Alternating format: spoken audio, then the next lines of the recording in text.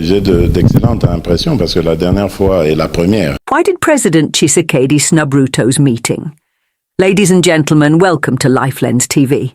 Today, we dive into a major development in regional politics, one that raises serious questions about the future of the East African Community, EAC.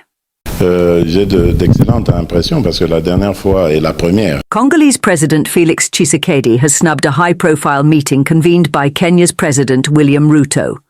This meeting was meant to discuss the escalating security crisis in the Democratic Republic of Congo, DRC, particularly the fighting that has now spread from Goma into the capital, Kinshasa.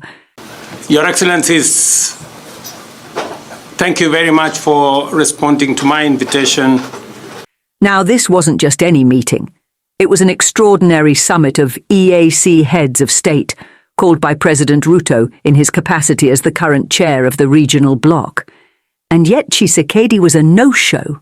Alors là, c'est malheureusement oui. His spokesperson, Tina Salama, cited a scheduling conflict as the reason for his absence. But let's be honest, this isn't the first time. Tshisekedi has been showing a pattern of disengagement from EAC affairs.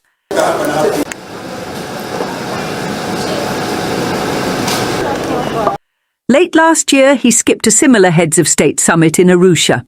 No apology, no explanation. So, where is he instead? Tshisekedi is expected to attend another high-level meeting today, this time with the Southern African Development Community, SADC, in Zimbabwe, chaired by President Emmerson Mnangagwa. SADC is stepping up its involvement in the DRC crisis, with this meeting serving as a follow-up to another summit chaired earlier this week by Tanzania's President Samia Suluhu Hassan. The focus? The deployment and coordination of regional troops in the DRC under the SADC mission.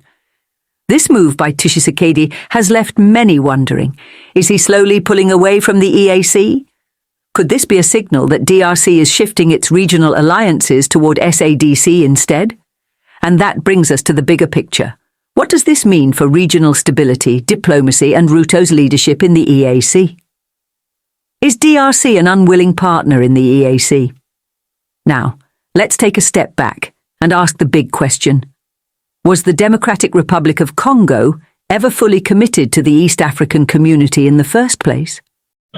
Your Excellencies, as you already know, we have already considered and adopted in our closed session the report by Chair of Council, and the summit has therefore taken a decision to admit the DRC as a full member of the East African Community. President Felix Tshisekedi led his country into the EAC in 2022 with high expectations: regional integration, economic growth, and most importantly, security assistance to stabilize the conflict-ridden East. But over time, it has become clear that Kinshasa is increasingly disillusioned with the regional bloc. Government officials have openly voiced their frustrations. In 2023, DRC's government spokesman, Patrick Moyaya, put it plainly. When we joined the EAC, it was to connect our country with the region. The regional bloc was committed to peace building, but unfortunately, we have seen little progress. This disengagement has manifested in multiple ways. For instance, last year the DRC was due to take over the rotational chair of the EAC summit, but Tshisekedi didn't show up. When President Suluhu, who was next in line, declined due to her country's elections, the leadership role fell to President Ruto. This absence of commitment has sparked debate within the EAC itself. Some member states have even suggested introducing sanctions against countries that breach their obligations under the EAC treaty. But perhaps the most telling sign of this disengagement is financial. DRC has defaulted on its mandatory contributions to the EAC budget, owing the bloc $20 million as of November 2024. Since joining, Kinshasa has only paid a mere 130 million Kenya shillings, 1 million. So, when President Ruto convened this emergency summit, he did so with the confidence that both key players in the conflict, Tshisekedi and Rwanda's Paul Kagame, had confirmed their participation. I would like to thank Presidents Tshisekedi and Kagame for confirming their participation in this summit, Ruto said. But Tshisekedi didn't show up. Instead, he turned his attention to SADC. And this snub has only deepened tensions between Kenya and the DRC. Just this past week, angry rioters stormed the Kenyan embassy in Kinshasa, accusing Kenya, and specifically President Ruto, of favouring Rwanda in the ongoing conflict. The protests weren't just against Kenya, they also targeted Uganda, South Africa, France, Belgium and the US, accusing them of meddling in the crisis. Kenya swiftly condemned the attacks as unwarranted, demanded compensation from Kinshasa, and protested the destruction of its property. Now, let's talk about the elephant in the room: diplomatic relations.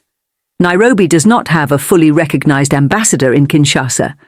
President Ruto appointed Colonel Amadi last year, but for over a year, Tshisekedi has refused to accept his credentials. This is a bizarre situation, considering that DRC is now one of Kenya's most important trading partners, so why the cold treatment?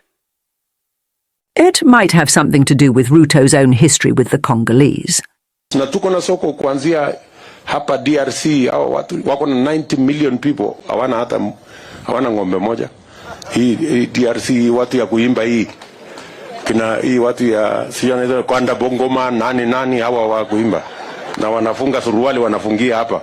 Hiyo watu twende tuwauzie maziwa. Back in 2022, when he was still deputy president, he made a joke about the DRC that didn't sit well with its people. He mocked their inability to rear cows and referenced their high-waist trousers, a stereotype seen in Congolese music videos. It sparked outrage, forcing Kenya's then ambassador to Kinshasa, Dr. John Masafu, to issue a formal apology. But the damage was already done. The Congolese have not forgotten. Now, with Tshisekedi openly snubbing Kenya and shifting his alliances, Ruto finds himself walking a tightrope. For many in the Congolese political class, President Ruto is not a neutral mediator. He's an unwanted meddler in their country's affairs. Congolese politician Francine Muyumba Nkanga didn't mince her words when she responded to President Ruto's announcement of the emergency EAC meeting on X, formerly Twitter. Mr. President William Ruto, the EAC has failed and can never be honest on these issues, she wrote. Kenya has been leading this process. And what are the results? The region needs the truth, far from hypocrisy, to handle this chaotic situation, I think. Francine, who brands herself a patriotic citizen, is part of an outspoken group of Congolese figures who actively defend their country online. She was there when Ruto's cow joke angered Congolese citizens in 2022. And she was there again this week, pushing back against Ruto's latest diplomatic efforts. But beyond online rhetoric, the real issue is how President Ruto can manage this crisis while maintaining diplomatic ties with President Tshisekedi. Kinshasa's refusal to accept Kenyan envoy Shem Amadi's credentials is not just about protocol. It's a form of diplomatic retaliation.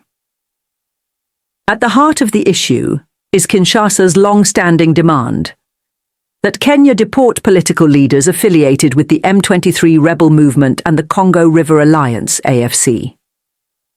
These leaders were not only granted refuge in Kenya, but they also held a press conference in Nairobi, openly declaring their intention to march on Kinshasa.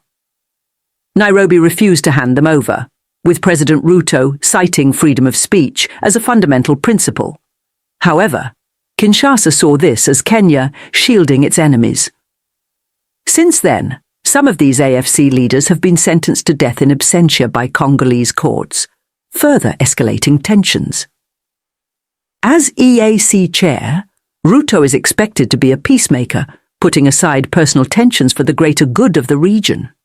However, Kinshasa's growing skepticism toward Kenya's role in the crisis could make it nearly impossible for him to maintain credibility as a neutral broker. The big question now is, can Ruto rebuild trust with Tshisekedi.